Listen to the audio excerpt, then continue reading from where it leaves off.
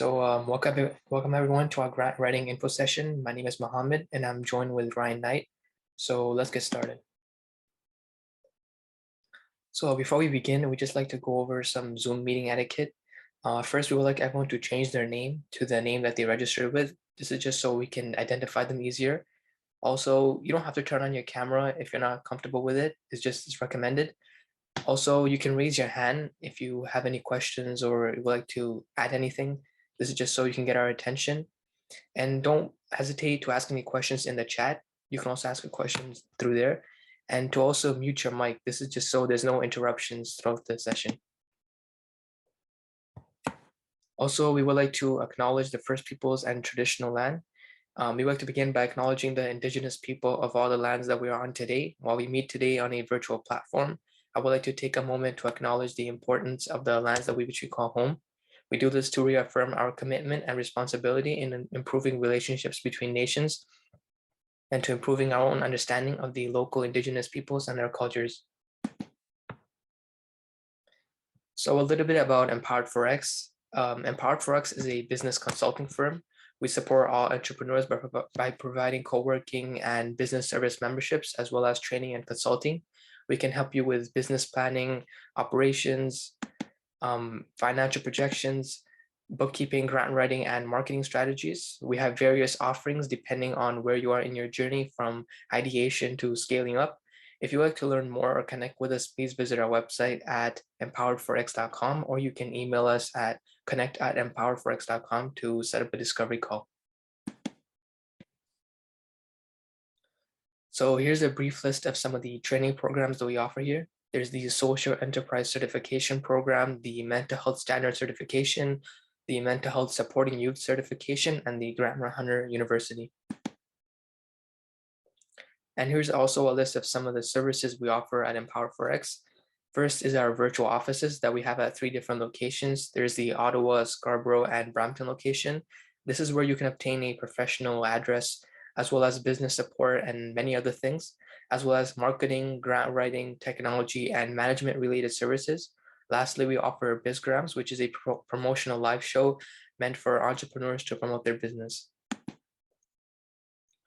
Some of our upcoming events include our frequent grant writing info sessions, the DIY to Modify series, our monthly Jelly social networking and financial literacy events. You may follow this QR code later on to register for these events. So this is a brief timeline of how we work with our clients in regards to grant writing. First, we have the DIY grant info sessions and the Grant Hunter U, which is a course for social enterprise business owners and nonprofit founders that are on the hunt for grants and would like a guided checklist to help along the way. Along the way, we have the funding summary, and this is where one of our specialists look for dedicated grants or grants relevant to that specific client, which they can apply for. There's also clients may work alongside us to complete the grant writing blueprint. And for clients that write the grant application themselves, our team is willing to review it for them. And the cost would vary based on the size of the grant itself and the budgetary constraints. The other one is the working groups, where the client comes into a physical space or a Zoom room. And this is where they write the grant, but a grant writing expert works with them throughout the process. And the last process to cover is the Modify series, which is make others do it for you. This is where clients interested in a grant can have one of our grant writers write the grant for them. And the cost can vary between 500 to 3,000 depending on the size of the work. Before we go on, we would like to give a brief shout out to some of our sponsors and partners like One Full Circle, SETC, Calabash, Toronto Community Benefits Network, the Dream Legacy Foundation, Sheridan College, Alterna Savings, and Zedisi. So here's today's agenda. First, you will meet with our facilitator, Ryan, where he will give an overview of the grants and how we can help you throughout your journey. So I would like to introduce you all to Ryan Knight, our key facilitator. Ryan is a serial social entrepreneur who started a few social enterprises, namely Detailing Nights, but also Service Kingdom, Executives Power Up, and Black Panthers Cage. He's also the co-founder of the Afro-Caribbean Business Network, where he works with entrepreneurs of Afro and Caribbean heritage to help them figure out what stage they're in and help them grow exponentially. So now I'll pass it on to him. They're much appreciated. And so glad to have you on. I'm always grateful for your presence. And let's jump into it because there are grants afoot. And so I'll give you a bit of background on ACBN. We started 5 years ago, and the invite for our 5-year anniversary will be going out soon. So please look out for that. It's going to be here in Brampton. But we started because as an entrepreneur, I was seeing gaps in the support that I could get. I was looking to franchise, and with the company Detail Ignites that Mohammed mentioned, looking to franchise it across Canada and into the US, and there were no Black-focused business organizations that I could go to that had it in their mandate to scale up companies. So we brought 600 other entrepreneurs together, said, could we create this entity that would sit down with an entrepreneur, figure out what stage their business is in, and then help them create a strategy to grow, and especially grow exponentially. And thus, ACBN Canada was born. Next one. And so over the past 5 years, we have been able to engage with over 5,000 Black entrepreneurs now. We're seeing that a good percentage of them are female entrepreneurs. In our database is mostly the business owners and the founders and also the CEOs. But what we're most proud of is our ability to partner with other Black-focused business organizations. 5 years ago, it was difficult to find this kind of support. Now, today, there's over 40 business organizations that can support you in your growth. So really, if you have questions and have things that you need for your business, be sure to lean on this Black entrepreneurship ecosystem so that you can get the supports that you need. Next one. Just a little bit about ACBN's pillars. Of course, I believe entrepreneurship is an amazing tool that we can actually use to empower the community and create that economic inclusion that we hear so much about. The barrier to entry is low and the potential for growth is really unlimited. And it's great if you're a youth, because I say, hey, you try entrepreneurship, see if it's for you. If it doesn't work out, you still have somewhere to live. Or even if you're working full time, and you can have this side hustle, bring extra dollars into your household, and also take advantage of additional tax benefits, which again, we can't go too deep today, but talk to an accountant and look at, even if you're working somewhere full time, what the benefits are of having that side hustle and being an entrepreneur as well. Convening is really important. We're starting to do in-person sessions again. We actually have a session talking about target market and how to niche down and become the expert in that space on November the 9th. So that will be emailed out, and it's going to be at Sheridan College in person. So we'd love to see you there. But what we're here for is that access to funding. And for ACBN, we realized that we had to create internal structures as well. So we started our own microloan program, but we really want to make sure that people are aware of all the grants and the different types of funding that's available, so that they can do those applications and not miss the money just because you didn't know about it or you didn't get your application in. All right, next one. So I like to put up this slide just to give you an example of the scope of different types of funding that's out there. It ranges from pitch competitions, grants from the city, grants from the province, grants from the federal level, also corporate donations and sponsorship from different companies, and as low as $500 all the way up to over $1 million that we got through the ecosystem fund. But knowing that there's all these different types of funding that you can access for your business and for your nonprofit, but also being able to generate your own income and your own revenue generating activities, especially for those that are running nonprofits, understanding how to create those income generating activities now puts you in that space of running a social enterprise.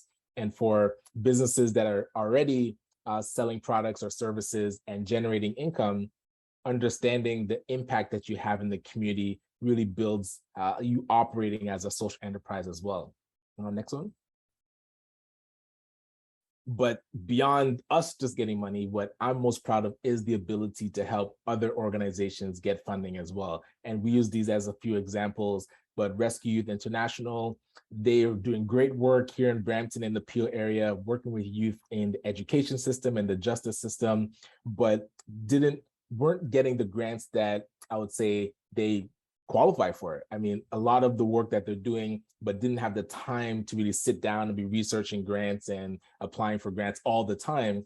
So we were able to identify the investment readiness program for them, work with them to get the application done, and help them design this social enterprise that turned out to be a food truck that they used to generate revenue that would support the nonprofit. But then on the other side of the spectrum, Custodia, where they're just a full for-profit company, but they operate as a social enterprise, supporting seniors and helping with the landscaping and work around the house so that seniors can live longer in their homes. They were also able to access the investment readiness program, and working with organizations like New Life Project out in Ottawa, and identifying that the Supporting Black Communities Initiative would match what they qualify for and helping them get that application done. And that was one of the first grants that they had ever gotten for their organization. And now they've been able to grow their social enterprise and again, get additional grants to support their work. Next one.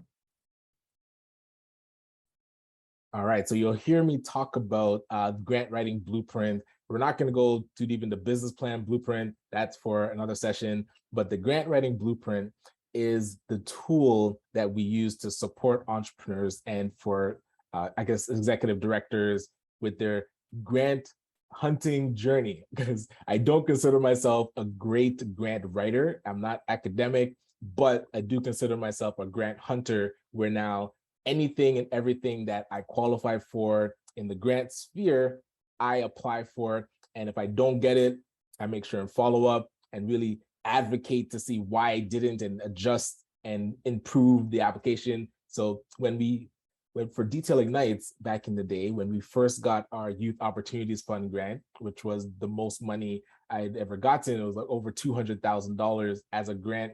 And that was a for-profit company running this social enterprise. We realized, because we had help from a grant writer and the times that we had failed before, and now that we were successful, we had this blueprint. This grant that we wrote became the template that we used going forward with any other grants that we were looking for. And it made it really easier to apply because you're not starting from scratch. So if this is the first time that you're applying for a grant, definitely save these answers that you're writing to, I would say, pick the investment readiness program, those questions that you're answering, save those in a Google document and use that as your blueprint. When we go through Grant Hunter University, we provide a template of questions to expect. But again, if you're going to be writing a grant within the next couple of weeks, also use that as your blueprint. So when you find other grants, you're not going to be started from scratch and you're going to feel a lot more comfortable going after them. And you can learn from this current experience, whether win or fail, to improve and get better at the next grant. Sorry, you can go ahead.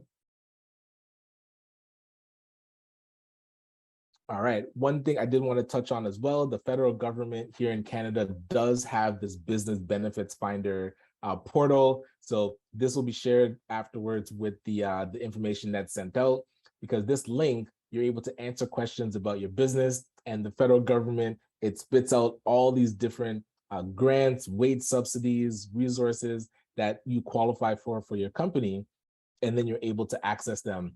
One interesting one that I did see in there was called Ripen, where you can get students that work on your company as projects. And so you don't have to pay them, they get an honorarium through the program, and you can get, I believe, up to 4 and maybe a bit more of students to work with, and they cycle through. So you can get a group of students to work on a project, let's say you're marketing, and then you can get another group of students to work on another project in your company. So definitely check that out. We'll make sure Mohammed remind me to put that in the list of resources, because that one's open and they're definitely looking for more companies to pair these students with. So again, don't miss out on it just because you didn't apply. Let's get that support. Next one.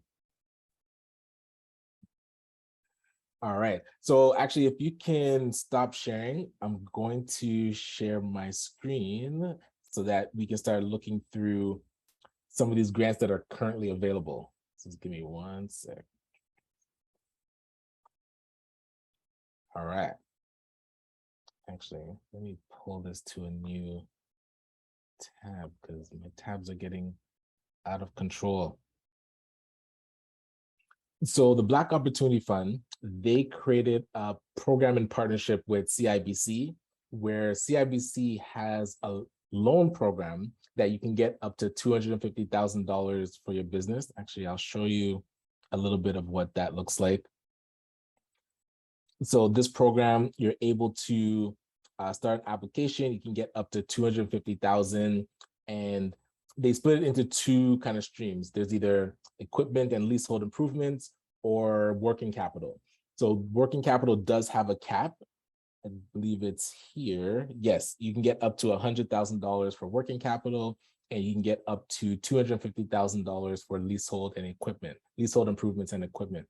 But if you're not quite ready to apply for the loan just yet, you're able to go through a grant stream that's provided by the Black Opportunity Fund in partnership with the Black Chamber of Commerce. So you'll see, and you can get up to $2,000. Sorry if I clicked a bit too quickly, but it helps you in these areas. So if you need support with improving your financial literacy, if you need support with finishing your business plan, if you need help with completing your financial projections, or if you need help with improving your credit score, they have about 7 different programs that you can choose from. And as you go through the programs, you're able to get grants for your business up to $2,000. And then you'd be prepared now to go for the loan at whichever amount that you needed.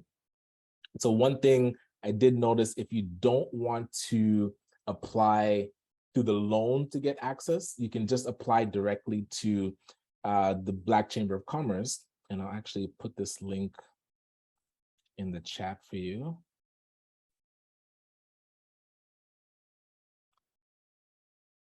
And I'll show you what it looks like. So the Black Chamber of Commerce has this support. You can just click here to enroll. And then after you complete it, wherever you wanted to go with it, if you wanted to, hey, look at other grants, or if you wanted to go for the loan that CIBC is talking about, or any of the other Black entrepreneur loan programs, you'd be able to. So this is an option. You can just go direct to the chamber and apply. All right. One piece that I always like to touch on is Summer Company, because Summer Company allows students that are under 29 to get up to $3,000 for their businesses. And a lot of times I see a lot of youth in our community miss this grant. And so it should be coming up about February or March of next year. But just to keep it on your radar, if you are a person under 29 and in school and in the summer, you want to get additional funds to work on your business, this is a great grant. Or if you know somebody that's a student and they have ideas on how to start a business, they can actually get money to help them start in the summer. So please share that information with them. Another grant that I think is one of the best grants in principle, and then as they roll it out, I know they got a lot of interest. There's a lot of applications, so it might be slow getting through it, but definitely take down the BAIDS program. And I'll put this into the chat as well if you want to follow along. Oh, that did not copy. BAIDS.bbpa.org. So this program, where does it show at the bottom? So it does stand for the Business Advisory and Implementation Development Services. But in a nutshell, it allows you to get help from expert service providers without having to come out of pocket yourself. So if you're looking for money to help with your marketing strategy, or to hire somebody to do your marketing, or to hire somebody to do your business plan, you can actually sign up for BAIDS. They would connect you with an expert service provider, which, let's say, for example, can help you finish your business plan. And now the service provider invoices the BBPA and BAIDS, so you don't have to come out of pocket. And now you have your business plan completed. So with that business plan, you can now go after different funding, or again, it can just support you with the operations of your business. But one of the criteria a lot of times with these loan programs is having your completed business plan. So you can actually get support to get it done without having to come out of pocket, and then use that business plan to raise additional funds. And I noticed the last time I went through it, The application process, pretty straightforward. So up top, if you click on apply, and you'll see mainly contact info. They do ask you to upload your photo ID and more information about your business. Really this and this. So the putting down the principal activities of your business and providing a brief story about your business is the main, I'll say, essay type questions. The rest are more just check boxes. So this would be your homework. A lot of times we would stop the webinar and be like, hey, take time now and fill this out. But I'll put you off the hook for now. But in later today, I would say use this as your homework to get this application in. And because they're going through a lot of applications, it would take a bit of time to get to you. So make sure and get in the queue as soon as possible. And one thing to remember, when you answer this question, principal activities of the business, be sure to save that in your blueprint. When you answer this question, provide a brief story about your business. That story that you tell, that elevator pitch, make sure and save that and put it into your blueprint. I use Google Keep. It's like a note-taking, app that Google has, or you could use Google Docs. So for Google Doc, it's typically the bigger blueprint with all the questions.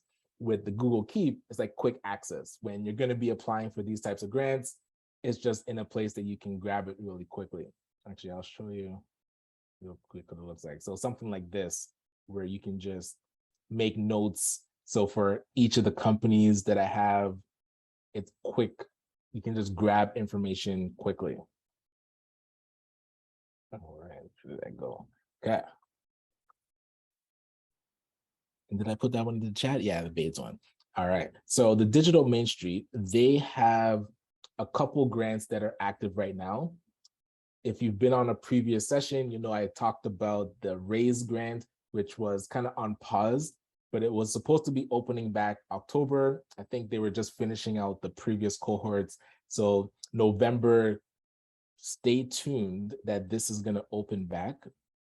So I'll go to it really quickly. And the RAISE program, you can get up to $10,000 for your business to help with that online marketing and really amplifying the sales of your company. Yep, I mentioned you can get 10,000. And I want to see if the applications are open. And here it can show what you can use it for. So you'll see you can use it to hire people for your marketing, helping with digital transformation and a bit of travel costs, and things you can't use it for. So like POS systems, business-related materials, training, and attaining disability support. So it's showing create an account now. So I do have an account. I want to see if it does have the apply now button. Because the last couple of times we came to check, it was not showing the apply now button. All right, so this is the dashboard. We'll go back to RAISE. And we'll scroll down. So the first thing, that if you don't have a Digital Main Street account, definitely click on create an account that is showed at the bottom. And then see, it's supposed to have a link here that says apply now, and it doesn't. So for now, create the account, and then you need to follow up with them to see when this is opening back. Again, it was supposed to be October, so things probably got delayed. So expect for it to open back in November. All right, and they do have two other programs. The other one is the Shop Here program, which is really great if you're looking to start an e-commerce business, or if you already are trying to sell online, but wanted to shift over to something like Square or Shopify. You would actually be able to fill this out and get connected with I guess they call them an online e-commerce expert, and they will help you build your online store and then coach you in how to market your store as well. And actually, just give me 1 sec. My battery on my computer is dying. I'll be right back.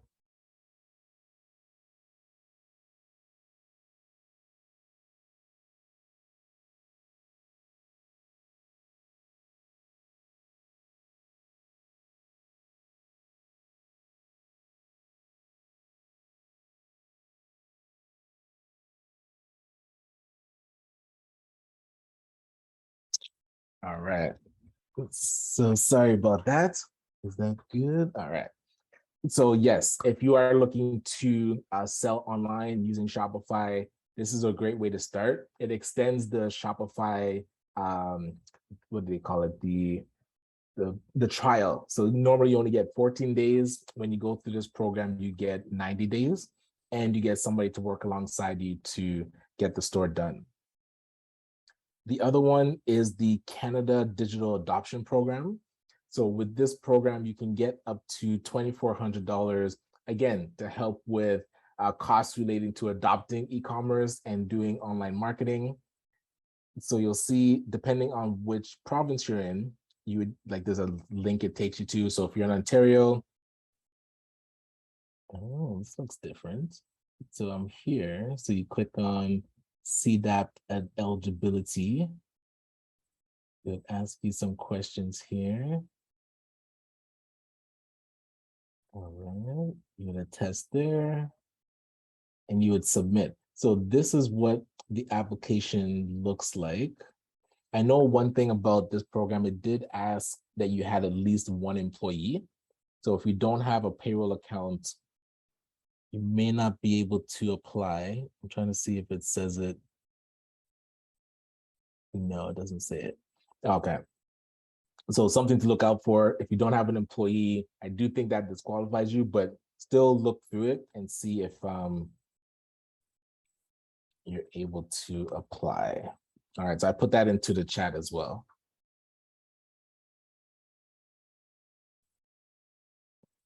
All right. So unfortunately, this DMZ and the social impact stream, they're closed for now, but one that did open recently is the Desjardins Good Spark grant. So this grant, you're able to get up to $20,000 and they're giving out 150 of them, although it is across Canada. So competition might be high competition, but definitely worth taking a look at. And so, yeah, they increased it. I think before it was only $1 million that they were giving out. Now they've upped it to 3 million. And this was one of the grants that, since it's due November 6th, we could probably do a session where we just go section by section through this grant. I remember before we did that kind of over the shoulder because I was going to be applying for it. So you can see how I answer questions and you can ask questions for yourself. I'll check with the E4X team and Mohammed and crew to see when might be a good day to do that. So if you are interested in this grant, just type into the chat, say, yes, would be interested in a walkthrough fully of this grant, and then we can take that back to the team to make sure that we get this, we can support you with this one. It shouldn't be too crazy. Let's see. They ask you some eligibility questions.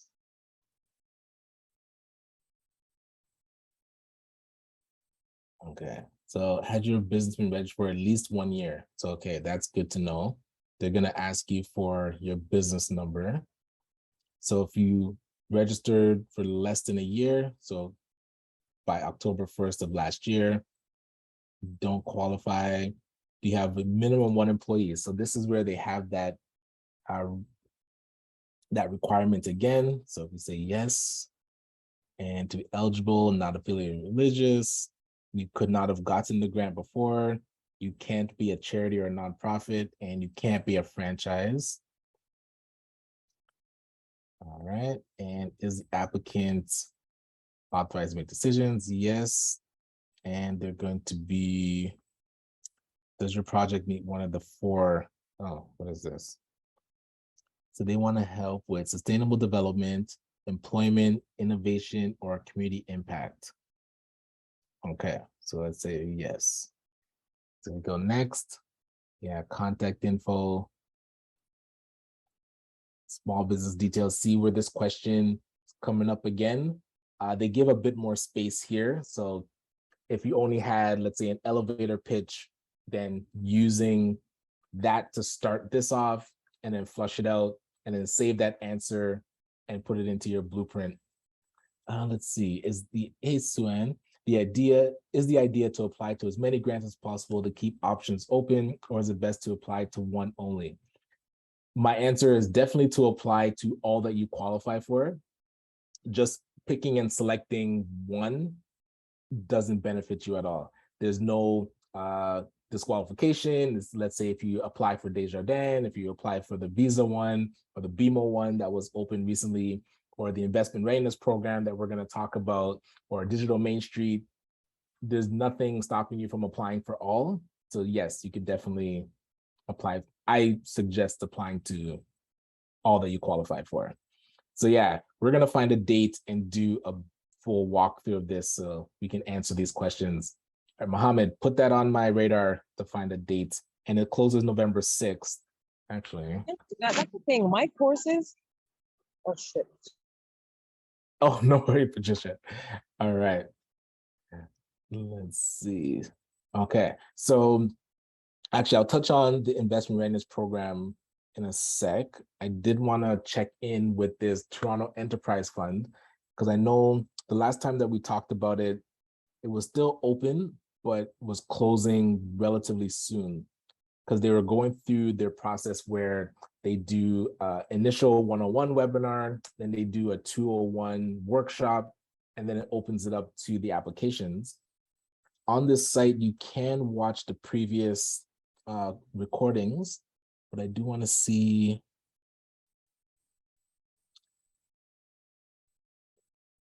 when it opens. All right, so you'll see this accelerator. You're able to get, it says about $7,500 to develop a feasibility study and the business plan to help with your social enterprise idea. But they focus more specifically on employment social enterprise, or sometimes they call it work integration social enterprises. So it's a company that hires from a specific disadvantaged segment of the population in order to help them get employment. So for those that are having more difficulty getting into the labor market, that company would hire from those individuals and be able to work with their company. They consider those employment social enterprises. So if that's something that your company does, definitely take a look at this grant through the Toronto Enterprise Fund, or even if you're running a company right now or a nonprofit and you want to be able to hire from a specific segment of the population, you could actually use this grant as a new social enterprise concept. So I want to see if it does show where to apply, because they had a few workshops already. And the workshop started on October 27th. So actually, I think this might be closed already. Oh yeah, it closed on October 10th. Damn. So we'll see when this one, it goes in cycles. So usually they do about 4 cohorts per year. So we'll see when the next one opens, and we'll keep that on our radar. Brandon, I have a delivery service and I have been running for 3 years now. Are these grants for new businesses only, or can anyone apply? There's a mix. So when we talked about the Desjardins one, they did ask if your business has been operating for more than a year. When we get to the investment readiness program, same thing. They ask for one stream, you have to be in business for over a year, and another stream, you can be new. So some of them are for new business. Most of them, I would say you do have to have some traction. So you're in good shape, Brandon. All right. And so I will pull up the investment readiness program now. So this is the grant that was designed because the federal government created a social finance fund where they wanted to invest dollars into social enterprises. And they created this $800 million pool of funds. But what they realized is that a lot of social enterprises weren't ready to take on that level of investment, where they would be investing like hundreds of thousands to millions of dollars. And investment is more a repayable type of capital. So you're either giving up equity, or it's like, what would be investment? I'll say larger repayable loans. But so they created this investment readiness program as a grant. So they carved out $50 million to be able to grant to social enterprises really to get your social enterprise prepared to be able to take on bigger investment. So they want to see more social enterprises start and more social enterprises grow. So that's what the investment readiness program is designed to do. Where now they carved out 50 million. In the first cycle, they were giving between 10,000 up to 100,000.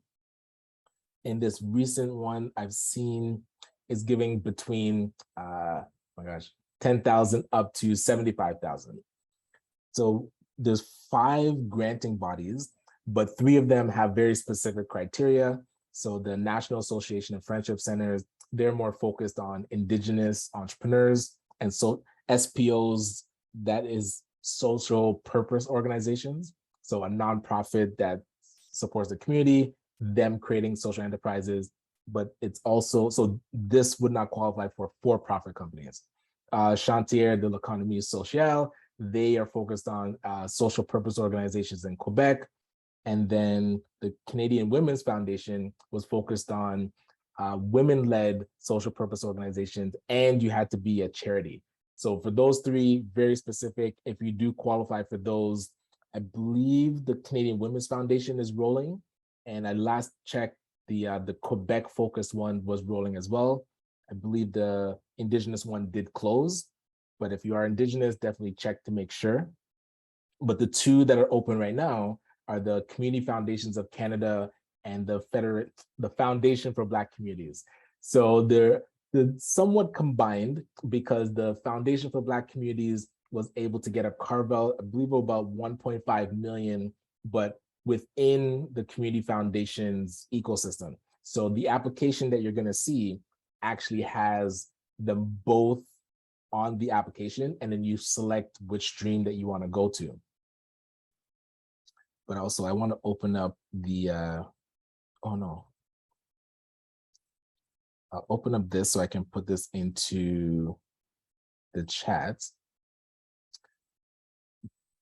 But there's a bit of difference between the 2. So when you go for the Foundation for Black Communities, you will notice that to apply to them, you do have to be Black. So if you're not from the Black community, you would apply just directly to the Community Foundations of Canada. And one thing that, if you are applying to FFBC, you're still able to apply to the Community Foundations. But the FFBC does have 2 streams to their program. So let me open up this.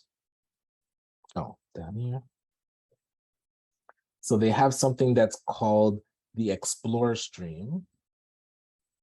And the Explore stream is for individuals,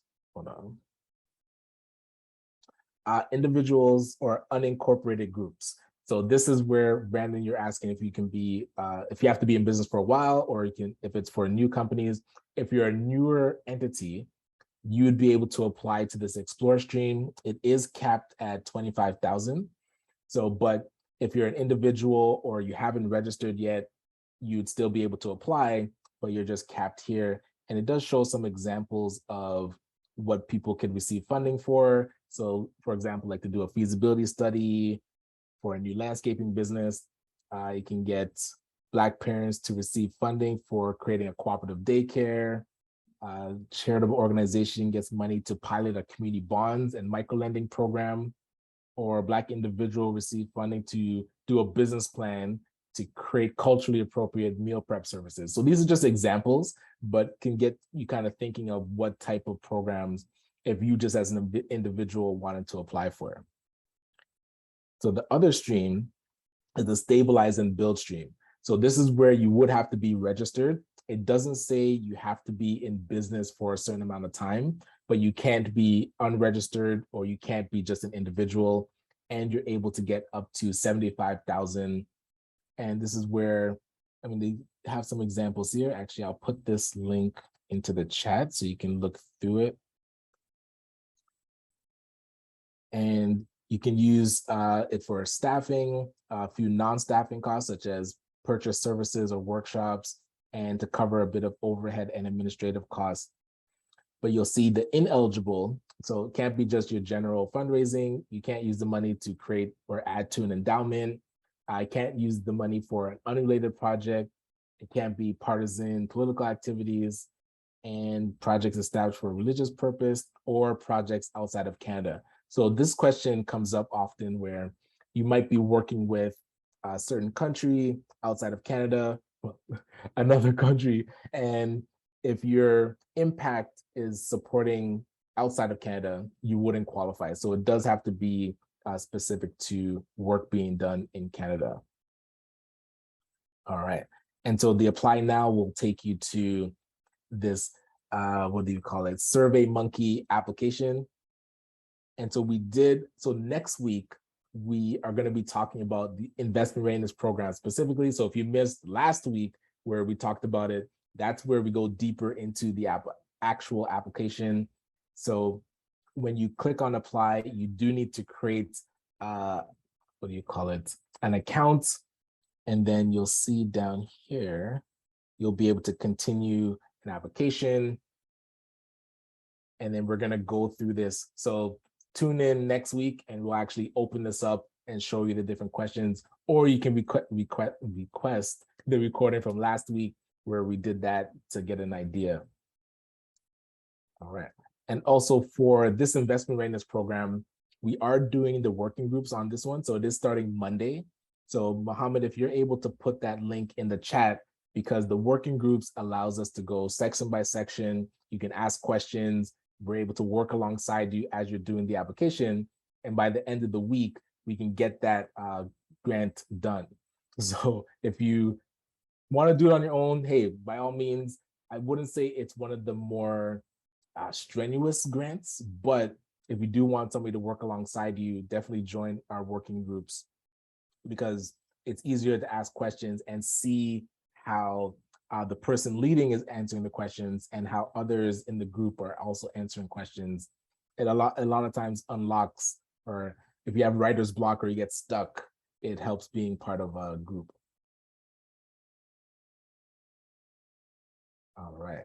And so the community foundations, yeah, so that's where a question that usually comes up is, can you apply to both and then get approved for both? So the answer, if it's the same project idea, you can't apply for FFBC and community foundations and get the money in both areas. You would have to, I guess they select which one. But if it's two different project ideas, you would be able to apply to both and then get approved for both. So something to keep in mind, again, don't want to overwhelm you with multiple applications, but if you do have two distinct projects, you can apply to both areas. But I don't think you can do both to one. So it would have to be to each one. All right, so Keisha, Mohammed, what's the best way to get that recording? I think I have it. If you put your email in the chat, then I will grab that and make sure that you get the recording. All right. So yes, so next week, the working group, we're gonna go through section by section. On the Wednesday, we'll see if we're gonna still do the info session, but the working group's gonna be active. All right, perfect. And so two more just to touch on. The Ontario Trillium Foundation is more geared to nonprofits. So if you're a for-profit, this is where we talk about collaboration with nonprofits. And that was a big piece to why Detail Ignites, we were able to get that first grant before, because we were working with a nonprofit that was able to support us with our application. So even though we're a for-profit company, we were still able to get access to the grant. So this is where, I mean, they have a good amount of grants ranging from Resilient Communities, the Youth Opportunities Fund. They actually have a community building fund, and that helps with capital to actually get buildings or repurpose buildings. So just wanted to put this into the chat as well to check through it, because they have different cycles for when they do their grants. So you always want to keep an eye on that. And the last one really quickly is the Ontario Grant Portal. And I will be the first to tell you, this portal is very difficult to navigate.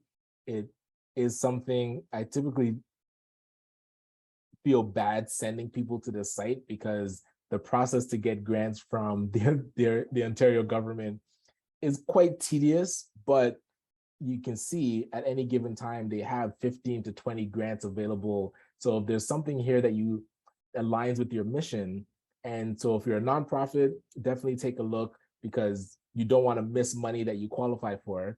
But if you're a for-profit and you can partner with a nonprofit to go after some of this funding, the money is definitely going to be flowing. So hey, it might be difficult, and that's where you can work with Empowered4X to have a grant writer work alongside you to make sure and get it in, and it'd be a smoother process than you kind of digging in by yourself. So I wanted to put this into the chat as well, so you can take a look. All right. And actually, Mohammed, are you able to pull up the rest of the presentation as we close it out?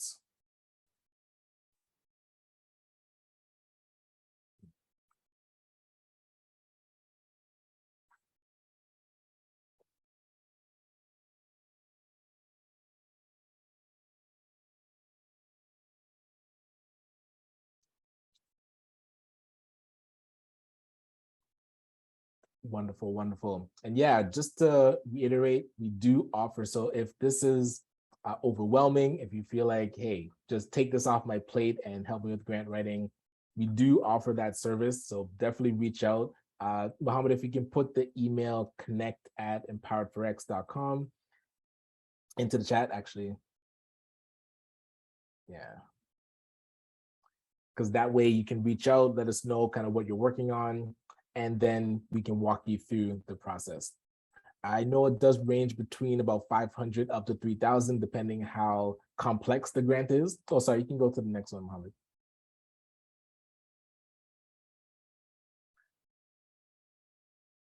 All right, yes, and the next one. Oh, but again, really making sure that you understand, we want to see you win. So whether you're an entrepreneur or an executive director, a lot of times knowing about these grants and actually going through the process is difficult. So we want to be here to support you. The costs can range from that kind of go at your own pace, Grant Hunter University, $297, up to $3,000, where it's, hey, just find me grants and write them for me and take this off my plate kind of service. So wherever you fall in that spectrum, we're here to support you. And next one. All right, sweet, sweet. So that wraps up the presentation, but I did see a couple questions pop in. And if you also have additional questions, feel free to ask now as we close out. So let me check this other question here. So Bill Keys is saying that you're on the wait list for the RAISE program, which is great. They should be contacting you soon. If you should reapply, no. So if you're already on the wait list, when you get into the program, you would just explain what the business is. Because it's changed wouldn't disqualify you. It would, like, it's pretty much you working through the concept of your business in the program, so you don't have to worry about that. All right, and was there another one? I think that's good. So anyone else, yeah, put your email into the chat and we will get you the recording from last week. And we'll pause for a minute just to see if there's any questions. Feel free to unmute. And okay, I see a few emails. Mohammed, can you make sure and grab these emails? Perfecto. All right. Yeah, hi, Ryan. Just Wow. remain to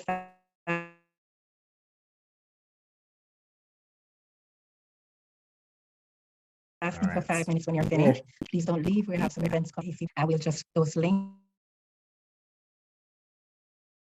in the Sure.